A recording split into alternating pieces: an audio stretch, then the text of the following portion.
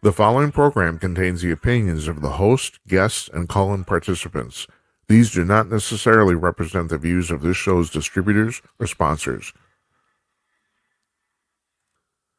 This program may contain obscene, profane, or otherwise objectionable language.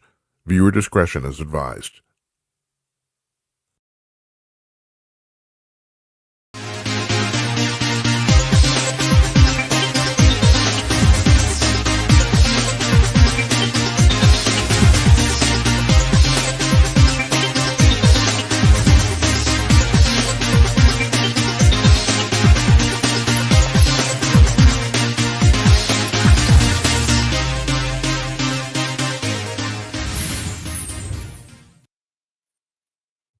Howdy, all, everybody. Coming to you cordless. It's Wednesday night, March 19th, 2026. I'm Jim Peters. Welcome to another edition of Jim Peters at Night. This is episode number 326, if you're keeping score at home. Our guest tonight is David Strom. He's the associate editor of hotair.com. He's my favorite writer, and I talk about him on here constantly because Hot Air is the first thing I read every morning when I get up, and I'm not kidding. It really is. And we're going to put him on the screen now. He's coming from his home in North Minneapolis, about 2-3 miles where we're at. Hi, David. Hey, how's it going? How do you like my background with the screaming liberals? We've got Margaret Brennan, Joe Biden. Everybody knows Hillary. And over there, we've got Kirsten Gillibrand. So I'm glad you included Brennan. You know, most people don't know this. She's actually a member of the Council of Foreign Relations. Did you know that? I did not, but it doesn't surprise me. Yeah, no, it doesn't, does it? Yeah. How have you been? I've been doing pretty well. How about yourself? Well, I've been doing fantastic. As I mentioned in the intro, you're the first thing I read every day. I don't think I've ever disagreed with a single thing you've ever said. I'll work at it. I know, that's the thing. I mean, that's almost creepy. I know, it's like that's weird, but yeah, Hot Air is a fantastic resource, and you talked a lot recently, and this is one of the reasons I wanted to have you on, because this is a very serious subject. I think this thing with the Iranian war, the press is going to, and these are pretty much, I'm paraphrasing you. It's gone beyond what you would consider even harsh liberal bias to literally just lying. I mean, now the press has lied a lot, but this is like systematic, consistent. They're lying about the whole goddamn thing. Yeah, I mean, look, if you think, I think it's perfectly reasonable for people to have differing opinions about what Trump should have done, whether this was the right war at the right time. But we've really reached a point where both the media and the Democrats are clearly rooting for a U.S. failure. They're lying about, the specifics of what is going on. I mean, if you trusted the media, at times they've talked about, American ships getting hit or planes getting shut down. None of it is true. I mean, there were a couple losses of planes, but they were from friendly fire. They're really wiping the floor with Iran. I mean, they have decapitated the regime to the point where you're now about 3 layers down, where the president of Iran is desperately trying to resign from his position because he's been sidelined. He doesn't want to get killed. I mean, so who would? Yeah, exactly. The hardest of the hardliners are getting killed. And when the obituaries come out, they talk about how, they're pragmatists and, who are we going to negotiate with? It's kind of like the whole idea that, well, we should have negotiated with Maduro. It's just insane. I mean, you got rid of Maduro and suddenly you have a friendly Venezuelan regime. You have to go farther down within the Iranian regime. But, the basic principle that the people at the top of the regime were actually moderates is just insane. They just killed tens of thousands of their own people. The thing is, I mean, it's almost, it's almost weird that we have to sit here and kind of like justify our position because like it's nuts. This, I mean, there's no common sense here at all. This is like crazy crap. Well, they're actually arguing that Iran has not been a threat to the United States. I Yeah, mean, that's nuts. they have been, yeah, they've been at war with us for 47 years. They Right. say so. They, they fund terrorism. They're responsible for thousands of deaths of American soldiers, overseas. They bombed the Khobar Towers. All those IEDs in Iraq, who do you think funded all that? It was Iran. And, they've got, you've got Democrats simultaneously talking about terror cells and, oh, this was stupid because they've got terror cells. And then they turn around and say they weren't a threat. Well, I mean, which is it? I mean, it is absolutely insane. And you would think that the media would at least quiz them on these things. I mean, not necessarily disagree with them, but, what about this? What about this? Look at what you said a couple years ago. I have to ask you, is this literally just Trump derangement syndrome taken to the umpth degree? I mean, it's like, I can't get over, it's like, Trump does something good and they ratchet the whole bullshit up. I mean, I understand why do they hate this guy so much? And I understand he can be a petty, vindictive asshole. I understand that. I don't think it has anything to do with that. I think there are never Trumpers who are motivated by that. But actually, I think that what Trump has done in his second term in particular, I mean, he is systematically eliminating revenue streams that the Democratic Party has been, counting on for decades. I mean, the NGO complex, USAID. I mean, if you look, for instance, all that aid to Haiti, I mean, it was 98% was spent here around Washington, D.C. There's just so much money, all that fraud, all the stuff that Doge found and cut, grants to NGOs, that has funded the Democratic establishment for decades. And he is undermining that. And so it's an existential threat to the Democratic Party. And so they are apparently willing to do anything to stop that. I mean, it really is life or death to the Democratic Party. There is, as far as that bogus revenue stream, is there any sort of corresponding one on the Republican side? I mean, I know there's a few, there are Republican grifters. I know that. We all absolutely. Organized thing. No, I mean, and a lot of it has to do. I'm not going to vouch for the virtue of all Republicans. Oh no. And there are, to the extent that anything like that happens, it's steering money into projects. One of the things that I saw when I used to lobby down at the legislature is that when the general contractors would come, the Republicans would, just fall all over themselves to shovel more money into various projects, particularly road projects and stuff like that.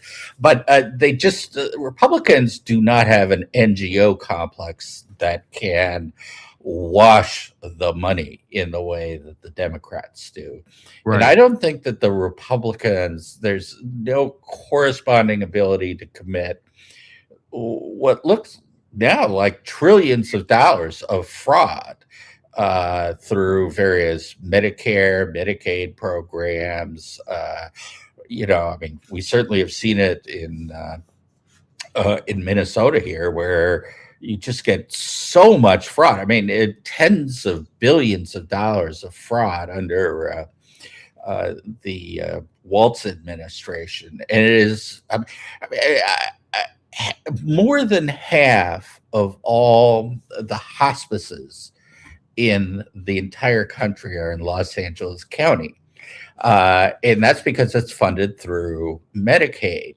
And so, I mean, there are literally buildings where there are 30 hospice companies. Oh, I know that. And I know. it's all fraud. Right. And there's nothing corresponding on the Republican side. And then you wonder, like, as a taxpayer, I mean, this is my problem. Okay, so you want to help people, okay, fine, but half the money that I'm paying to the government is completely, utterly wasted, at least half of it. And then you wonder why people are pissed off. Well, I mean, it even goes farther than it being wasted. It's actually weaponized against you. Right, that's right. There was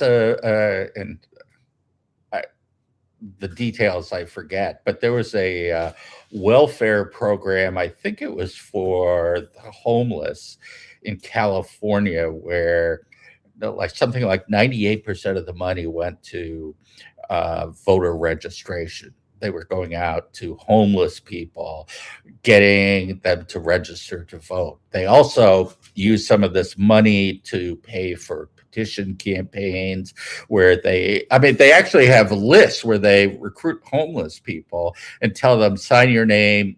This is your name. This is your address. Sign it like this. And that's how they collect signatures. This money is being weaponized against us. If you have a mob, and by that I mean a mafia mentality, it makes perfect sense. But if you want to live in a society where there's a basic level of social trust, this is how you destroy that. So now we have people, the Democratic Party is basically being overtaken by socialists, and Cuba is failing. This is actually, people say Trump didn't, their thing is there's no planning to this. Bullshit. It's a giant 4D chess game because Venezuela fell, it appears that Cuba is going to fall too. Or like somebody said, it may not actually fall, but they're going to, the United States will force them to basically embrace capitalism, and that'll be the end of it, Yeah, well, like what happened in Venezuela. I think their goal is a somewhat longer term version of what they did in Venezuela, not going there and kidnapping anyone, but basically replacing the people at the top of the regime, distinguishing between the regime on the one hand, which is the communist dictators, and the state. And there really is a difference. Even in Iran, there's a difference between the state and the regime, right?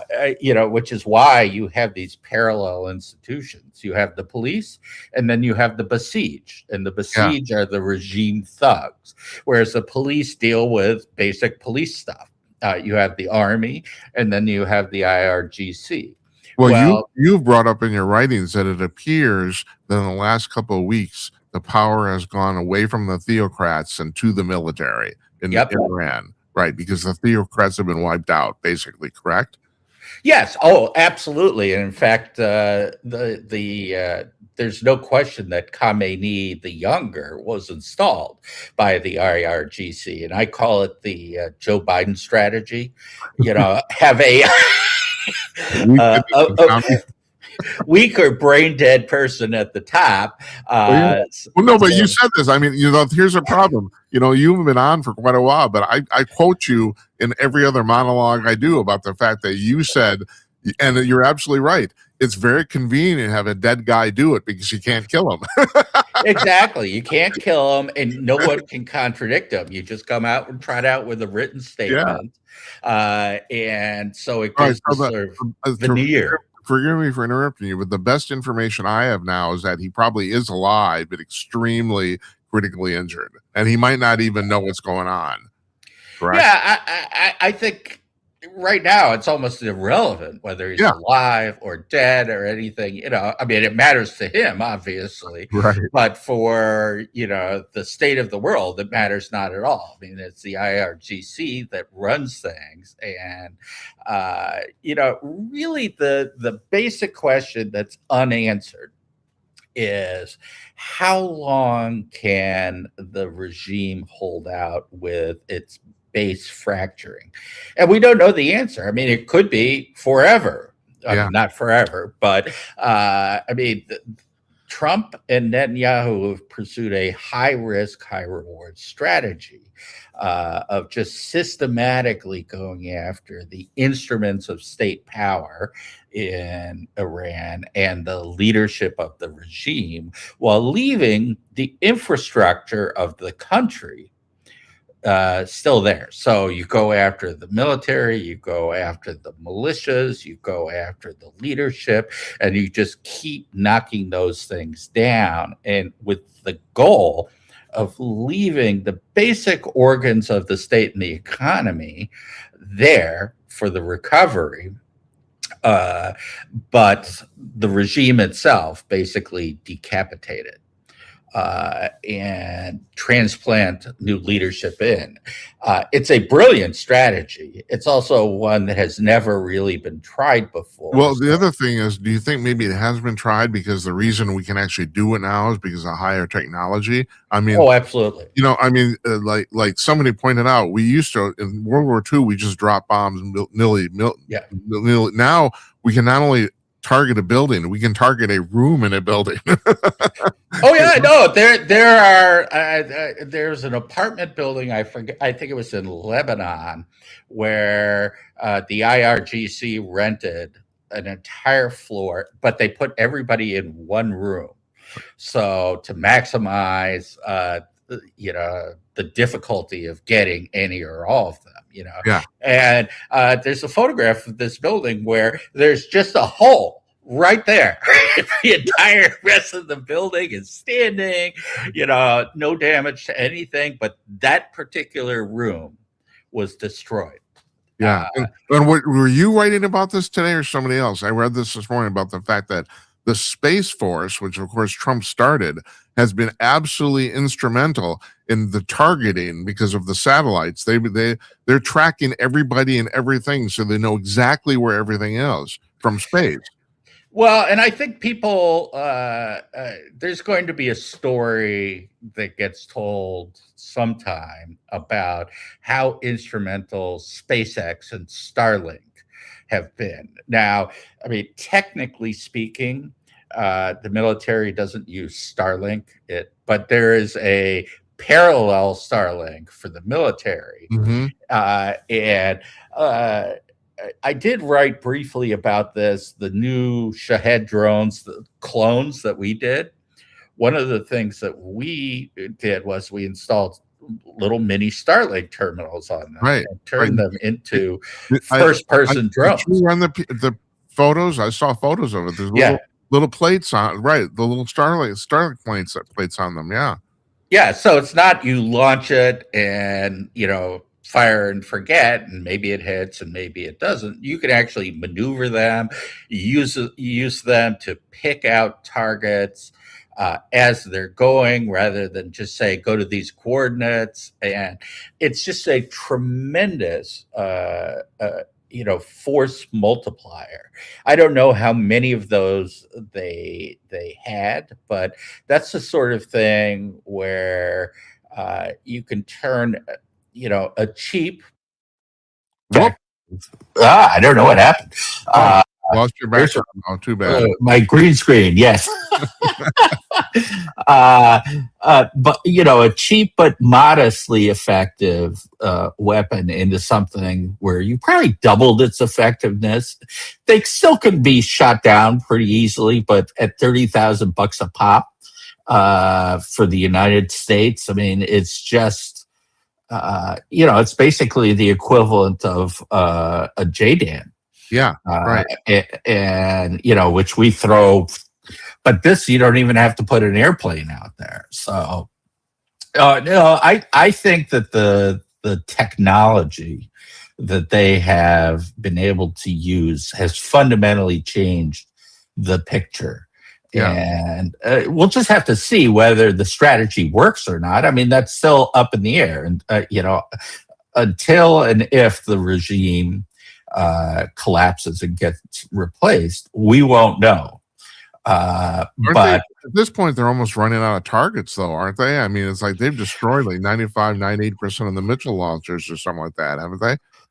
yeah, I mean, the thing is, I think drones. I mean, they're throwing out onesies and twosies now, and they'll probably be able to do that for a while. Just as with the drones, they'll be able to do that for a while. It's a diminishing resource, but the targets really long term are going to be the regime people, and Israel switched to that about a week ago. They're now going directly after the militias. There's a story in the Wall Street Journal about how Israel has the phone numbers of all these guys, and they're just calling them up. Mossad agents are calling up commanders and explaining that, they should defect because we know who you are. You're on our blacklist, and, we're coming for you if you stay in the war. And that's just good. It has a devastating impact on morale. No shit. Now, yeah. I mean, because it's you. It's not just and I think you've written about this too. But the problem for the rank and file people, like the Revolutionary Guard, is that if you desert, they'll kill you. The guard will kill you. But if you don't desert, you're going to get killed by the Americans and the Israelis. It's like it's kind of it's a no-win situation, basically. Yeah, and another thing that a lot of people don't realize is we have hit their entire banking structure. They can't pay anyone. Right. So, you wrote about this too. I'm giving you a lot of credit because you deserve a lot of credit about the fact that this whole scenario basically started, and this has kind of been lost in the whole thing, that the economy of Iran basically collapsed. The real was worth. So you have people going on and protesting because why go to work when your money, you're literally not getting paid? That's the reason people start protesting. Their money was worthless. Yeah, the money's worthless. The water is running out in Tehran. Yeah, literally. That's right. I mean, just living conditions. And most people don't realize Iran, for all the medieval nature of their government, has an extremely educated population. It's actually a relatively large economy, which is how they've been able to hang on this long.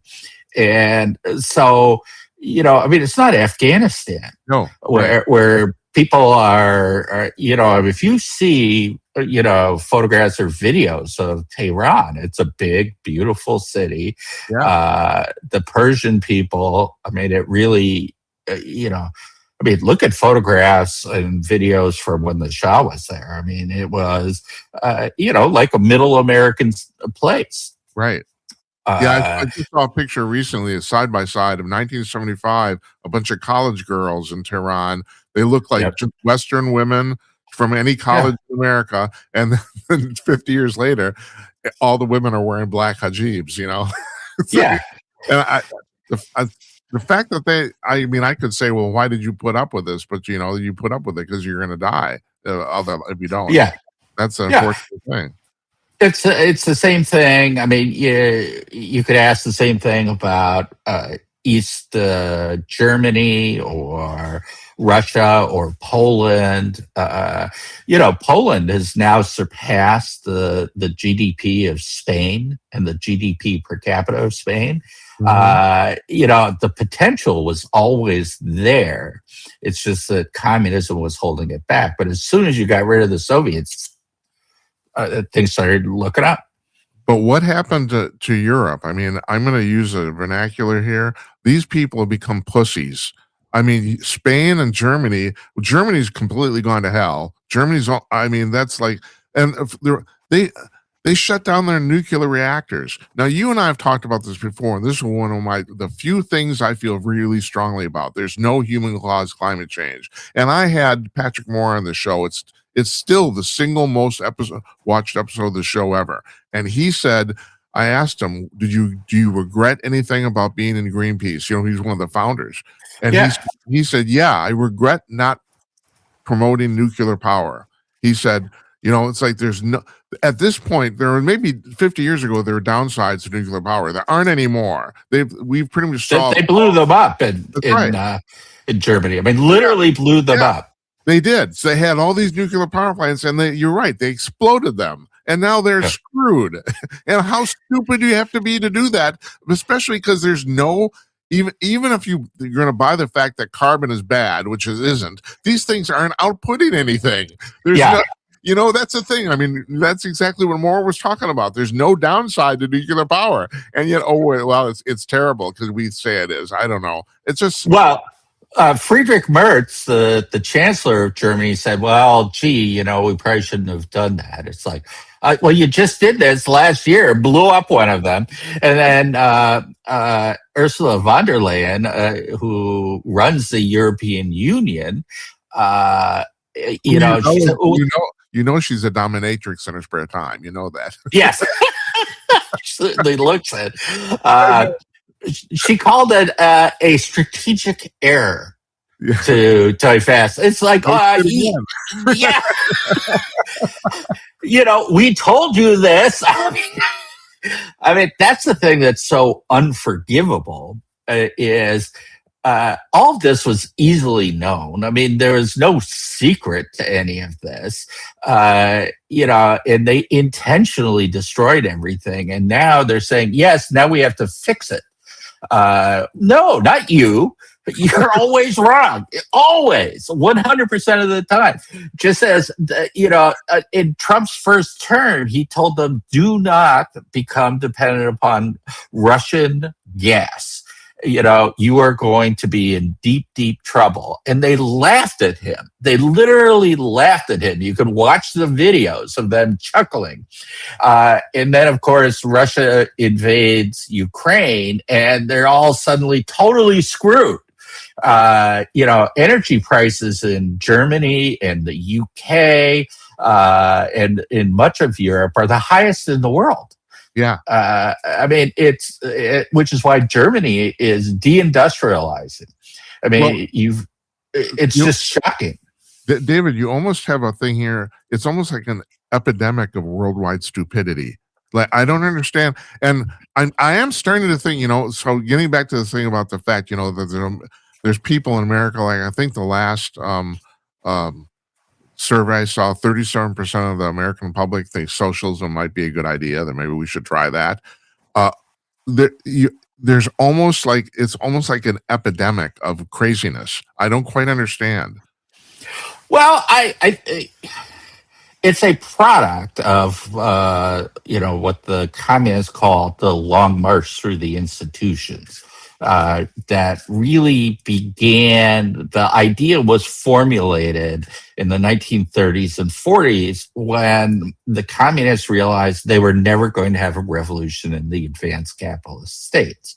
You know, working class people saw that their lives were getting better, their incomes were getting better, and they were not going to kill the goose that laid the golden egg.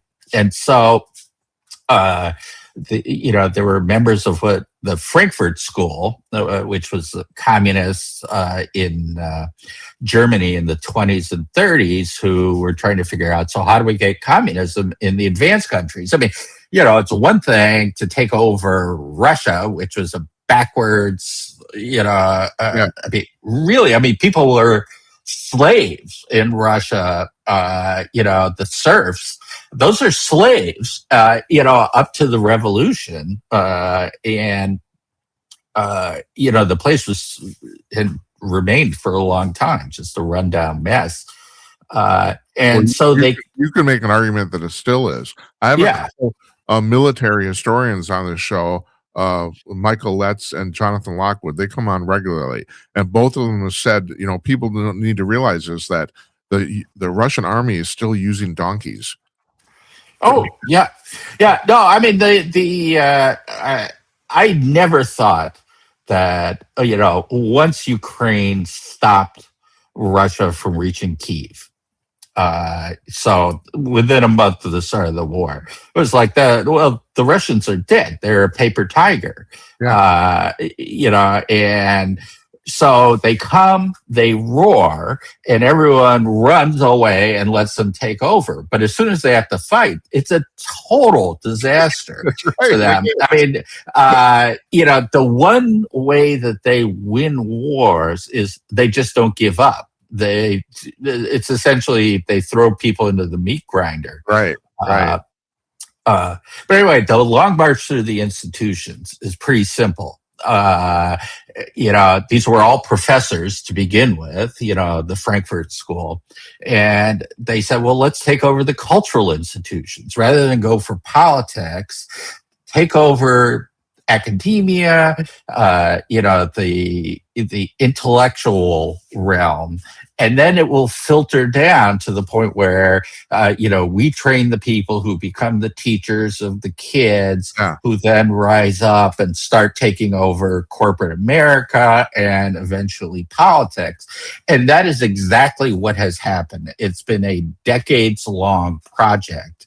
And Long March was, the inspiration was Mao's Long March. Only they wanted to do it not through the mountains of China, but through the institutions where, civilization really exists. And so they now own the human resources departments in major American corporations. They dominate in the entertainment industry. They obviously dominate in academia. And now they dominate in the schools. And so why do kids believe in socialism? Why are they all anti-Israel? Why do they all talk about decolonialism? Because, 30, 40, 50 years ago, the communists realized they could infiltrate academia. I mean, think about it. The weathermen became college professors. Oh, yeah. Bill Ayers talked about this 40 years ago. He said, we will take over the country by taking over your children. He said that. It's the same thing you're talking about. And he's a college professor. And was he in prison for murder? What happened was he was prosecuted and he got off somehow, some sort of technicality. But he and his wife, Bernadine Dorn, raised Chesa Boudin. The guy. Right. And Chesa Boudin was in their custody because their close friends, his parents, were in jail for murder. And they were all terrorists. He's been at the University of Chicago. She's at another Chicago prestigious university. And they helped start Barack Obama's political career. His first fundraiser was in their living room. Right. They had a strategy. The strategy has worked. And now we're fighting a rearguard action against communists who have literally infiltrated everything, except the red states. And you've written very eloquently over the past, months, but especially over the past month or so about Islamophobia and Islamism.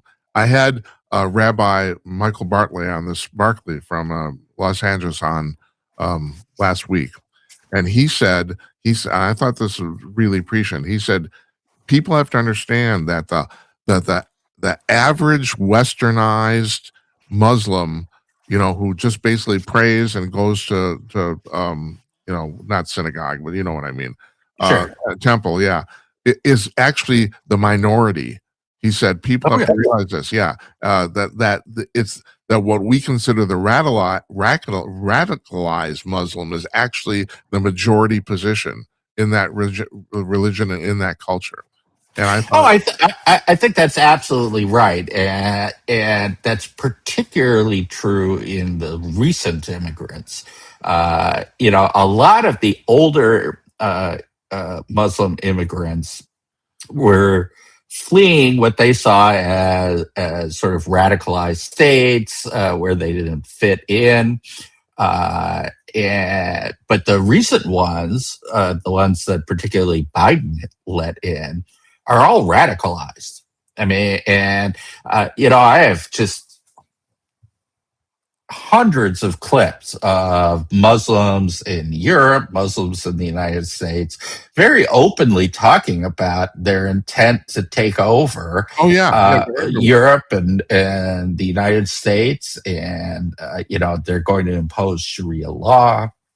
And it's very clear that European countries are scared to death of their Muslim populations.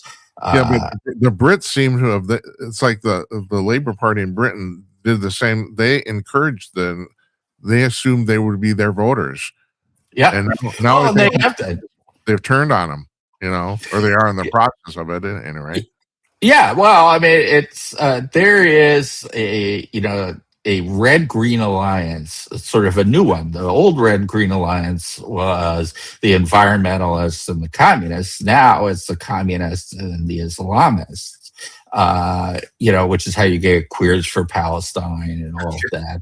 It's a political alliance. Funniest thing I've heard in 20 years. Well, there's a Muslim. I saw him. I'm going to have to dig this up. But he was on a podcast explaining this, and he said, "I always vote left." And the interviewer said, "Well, why is that?" I mean, because the left represents everything that you hate. He said, "Because they're stupid." Conservatives understand what we're trying to do. That's funny. So, and I mean, it makes perfect sense. I mean, there are all these videos. I forget who did this, but I just saw one the other day where, a TPUSA interviewer, young college girl, goes out and asks, "Well, so what are you more afraid of, Donald Trump or a guy running at you saying Allahu Akbar?" And they all say Donald Trump. I mean, right, of course they 30 minutes. I mean, right. This, right. Explaining how women's rights are better in Iran. It's just bizarre. Joy Reid just compared us to Iran. Yeah. Right. All right. So I have to stop here, though. So here, now you and I, we both live in Minneapolis, one of the most liberal cities in America. You have the same problem I do, and that almost everyone I know is extremely liberal. I mean, virtually all my friends. And the real weird thing is the few Republicans I know, half of them hate Trump. So it's like there's very few. So for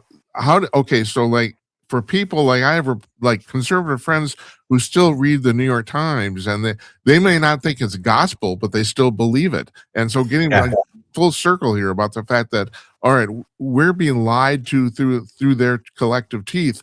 How do you combat this? Because I got to admit, I don't know. I don't bother to argue with my liberal friends unless I actually think I can change their mind, and that's hardly ever.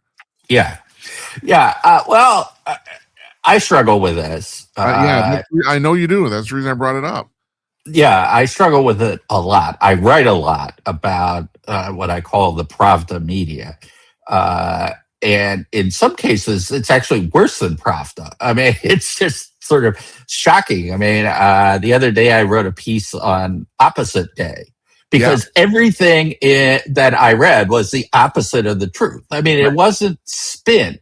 I mean, for years we dealt with spin, but with the Trump administration, it became full-blown hoaxes. Yeah, hoaxes. This is a fine line. It's not even hoaxes, like you've said in your pieces. They're lying about specific facts of the war. Yes, that's the thing. It's like it's beyond any sort of political bias or anything like that. They're literally telling people the opposite of what's happening. That's the thing. Like That's like a new level of lying to me. I don't know. Yeah, well, I mean, throughout the Gaza war, all the statistics came from Hamas. Yeah. I mean, they literally say, "Oh, the Gaza Health Ministry." That's Hamas. I know. That is Hamas. CNN was just in Tehran, and the reporter who came back was asked, "Well, did you have a minder?" And he said, "No." And so one of the people asked him, "So you're telling me that it just let you go and talk to anyone who you wanted and go anywhere you wanted?" It's like, "Oh no, there was a guy." Yeah. It's like, well, what do you mean? That's a minder. CNN, they have publicly said the reason we put up with this is so that we can have access to the country. But what point is access to the country of just going to print falsehoods? I mean, you and I are doing a better job than they are. We don't have access to the country. We're just, I'm sitting here in my underwear, well, not this moment, but yeah. So what is the point? I don't understand. What their justification, and I don't even understand the money part of it. That's the thing. They're not getting any, unless they're getting paid under the table. I don't know. Maybe they are.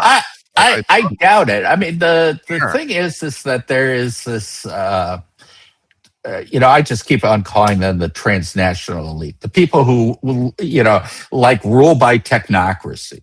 And so, they are completely embedded in this system. And of course, Donald Trump is completely upending the system, which is why all the people in that system are absolutely, scared to death of success in the Iran war, because there has been this tremendous grift, and lots of money has flowed through lots of institutions over the decades based upon what they call the rules-based international order that got us into this horrible mess. And, if Trump succeeds in taking down Venezuela, Cuba, and Iran, those are huge pillars of how they have maintained this sort of system. They'd much rather have the problems that they saw as manageable. I mean, don't forget, Obama and Biden were literally funding billions of dollars into Iran. Right. I mean, plane loads full of cash. I mean, you can actually see the photograph, and they don't dispute it. They're basically, they're doing this because there's this entire system that has been built up. I mean, you should go follow Ben Rhodes on Twitter or X. He was one of the architects. They called him, the man who had a mind meld with Obama. And he is just going crazy about this Iran thing, about Cuba, about Venezuela. It's this epidemic of lawlessness. And of course, you're looking around, the Venezuelans are like, thank God. Right. The Iranians are desperate for this to succeed. All the Middle Eastern countries are begging us to finish off Iran, because they realize that if we don't, I mean, these people, the first thing they did was start firing at them. Yeah, which is what kind of fucking strategy is that? I mean, I guess I understand the twisted logic, but it's still twisted. It is twisted. I mean, the idea is to split the U.S. off from our Middle Eastern allies, and instead they've got Qatar against them. I mean, how do you manage and Oman? I mean, it's like, come on. It's just stupidity. It's unbelievable. Yes. All right. So I told you I'd keep you to 45 minutes, and we're at 45 minutes. So I'm going to let you go. But I can't thank you enough. This was great. Always a pleasure. Always a pleasure. You take care.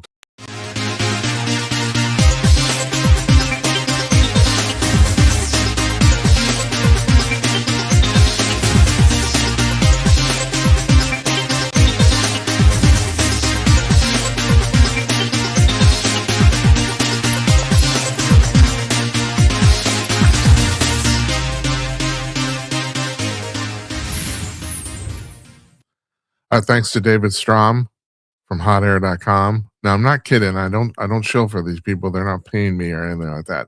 And people ask me all the time, Jim, where do you come up with all this weird news? So let me tell you how I do this.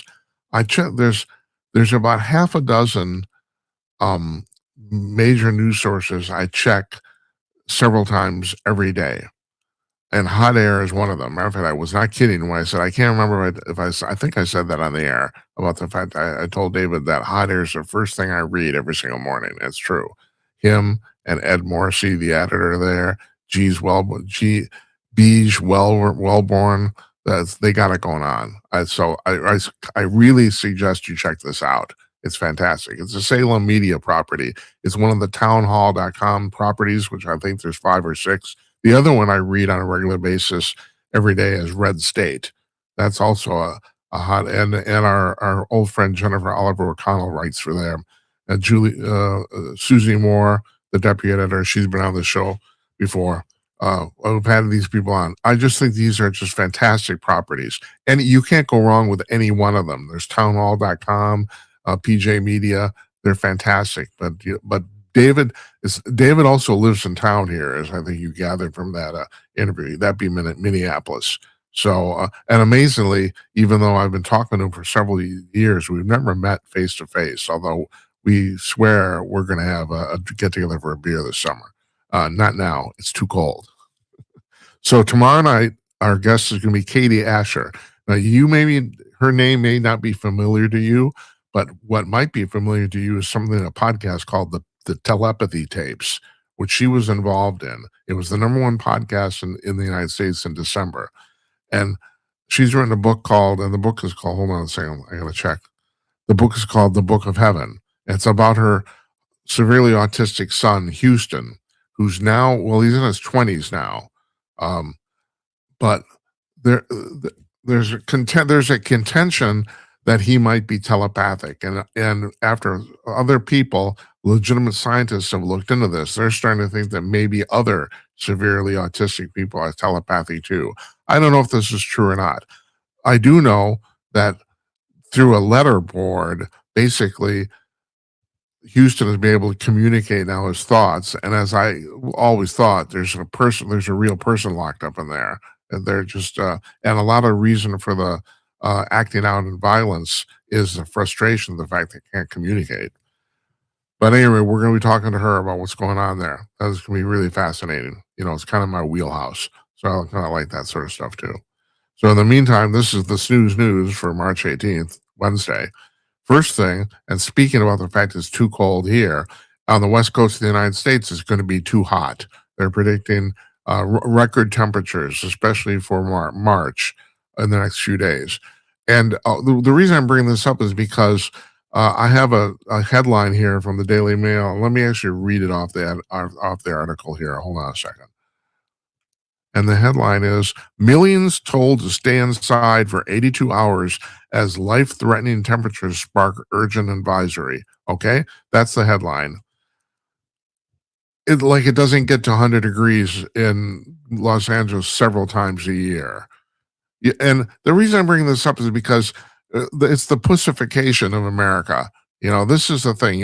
When I was growing up here in small town Minnesota, where if this is not my imagination, my 101-year-old mother has sworn this is true, that 60, 70 years ago, when I was a little kid, winters here were way worse. We got way more snow. It was way colder. Now you have to understand that snow and cold don't necessarily go together in Minnesota. For example, we are the coldest state in the nation, but we're not the snowiest, at least not the snowiest city. Buffalo, New York, they have more snow than us, but they got that fabulous lake effect off of Erie, and we're here, Lake Superior is several hundred miles away. So we don't get quite as much snow as they do, but man, it gets cold. I mean, I've said this. Usually in January, we have 2 or 3 days where the high doesn't get above 20 below zero. I have 2 Italian cars, and it actually says in the manuals, it says your car will not start if it's more than 22 degrees below zero. And they're right. They don't. Won't even turn over. Won't even try. They have a thermostat, and nope, not going to do it. Not going to do it. But the thing is, okay, so we lived through that as little kids, and we were lucky to have 2 snow days a year. Now they will cancel school for anything. Now I have to make a confession here too. We didn't do a show on Monday because of the snowstorm. Well, but it was actually for technical reasons. I had a personal problem with my house, and on top of that, we couldn't. So we just couldn't get it together. It was just like too much. So I canceled the show. Also, Katie Asher was supposed to be on Monday, so we moved her to Thursday. So, I can't, I'm not going to be a hypocrite about this, I guess. No, maybe I am. So what is it's 100 degrees in Los Angeles. So big deal. I lived in Los Angeles. It got pretty freaking hot. Now they're saying that this may be the earliest 100 degree day they've ever had there. It might set a record for that. Okay, that's fine. I understand. But still, it's like, Jesus, I mean, there's like, we have warnings. Everyone's too afraid of everything. It just really bugs me. Just deal with it. It's like, it's probably not going to kill you. Probably not. A few people, very unlucky people, are going to have a problem. That's true. But God, people get killed walking into traffic every single day in America. I mean, shit. Get your shit together. It's like, All right. So speaking of that, speaking of getting killed. So this was on Monday, if I'm right. A 7-ton asteroid entered the Earth's atmosphere and exploded above a suburb of Cleveland. Now, this thing is it was 7 tons. It was about the size of a large refrigerator, maybe a little bigger, like 5 by 8 feet or something like that, 5 and 5 8 feet. So it was a pretty good chunk of rock, and it came into the atmosphere going 40,000 miles an hour, and then broke up. And by breaking up, I mean it exploded over Valley City in Medina County, Ohio, which is a suburb southwest of Cleveland. And apparently it made a huge sonic boom. Everybody from hundreds of miles around saw and heard this. And, I'm a conspiracy theorist, but I saw the video. There are multiple videos of this thing coming in. I've seen asteroids, and that's an asteroid. There's no doubt about it. That's exactly what an asteroid looks like. And it exploded. Yeah, and people got all it's like, so I don't know if you know this, no one's ever been killed by an asteroid coming into the Earth. So, and the definition is they're asteroids until they enter the atmosphere, then they're meteors. And when they land, or the pieces of it are meteorites. That's the definition. It's an asteroid until it comes into the Earth's atmosphere, then it's a meteor. So no one's ever been killed by a meteor. Matter of fact, if I'm right, I think no one's ever actually been directly hit. I know this sounds like a joke, but I'm not kidding here. Some guy years ago got hit by a meteor when it came through the roof of his house and bounced off his tabletop radio and hit him. So it wasn't a direct hit. It was a tiny little chunk. And this thing busted up into tiny little chunks. Because, man, you're going, 40,000 miles an hour through the atmosphere? Holy buckets. The reason the space shuttle and all our spacecraft can do this is because they have shielding. And it's pretty intense, the shielding, too. So they don't explode. It's often been speculated if some of the shielding tiles fell off of one of those spacecraft, it would probably blow up, too. But it's never happened. That's never happened anyway. This is a really weird story. I'm going to preface this. In 1898, there was a novel written called, and I wrote this down, and I believe it or not, I knew this.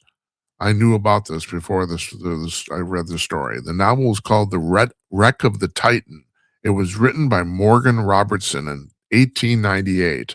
It was about the largest ship in the world, passenger ship called the Titan, which sank in the North Atlantic on its maiden voyage after hitting an iceberg. 12 years later, that happened to the Titanic. And note the name of the ships in the novel was called the Titan. And the thing is, and I've never read this book, but people have really said it's absolutely uncanny how the fictional novel tracks with what happened 12 years later. It's unbelievable. I mean, the facts, it's unbelievable. So I'm prefacing that so I don't know how do things like that happen? Who knows? There's an artist, a Prussian immigrant artist named Charles Dulchat, who started drawing like political cartoons in the United States in 1850. And he drew a series of cartoons of fanciful airships. Now, granted, you have to understand at this point, airships were a complete like neophyte novelty. They didn't basically didn't, and I'm not talking, you have to get into the like 1910s and 1920s before you get the actual like Zeppelins, the dirigibles, the giant ships. But in the 1850s, they did exist, but they were very primitive and very, very rare. Airships. I'm talking about lighter than air airships. Well, and I got a picture of one of the, he drew them, and you got to see this. I'm going to put this on the screen here. And on the side of the airship, there's the word Trump. And it's hard to see here because it's buried, but he also put the numbers in 45 and 47 for no particular reason that anybody can figure out.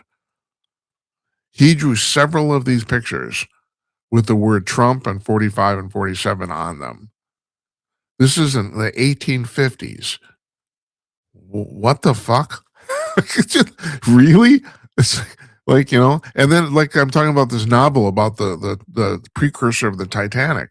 How does this stuff happen? Now, when the Titanic actually sank, this Robertson guy who wrote this novel, he was questioned on this. How did you know? And he said, I didn't. I just wrote a piece of fiction. He said the book was based, he was apparently a sailor, and the book was based on what he knew about sailing, about boat craftsmanship. That was it. But it's almost uncanny. When the novel is almost uncanny, it's basically a retelling of the Titanic sinking, except it happened 12 years ahead of time. That would be the novel. And so how do you explain stuff like this? I mean, I can't explain it. I mean, I'll tell you, I shouldn't say this because this makes me one of those things that makes me look like a crackpot. I've always had this theory, and supposedly people who have been abducted by extraterrestrials have been told this, that time as humans perceive it actually doesn't exist. And I've always thought this since I was a little kid. I don't know how to explain this. I have. But and for all practical purposes, everything's happening all at the same time. I can't explain this. I don't know why I feel this way. I just do. I know that quite a few years ago, there's two guys who won the Nobel Prize in Physics for essentially proving that time is real. And I laughed because I thought, someday that's gonna be bullshit. I don't know what to make of this. I don't. And maybe I'm full of crap too. Geez, you think? Be little old podcast me, do my little podcast on little interweb.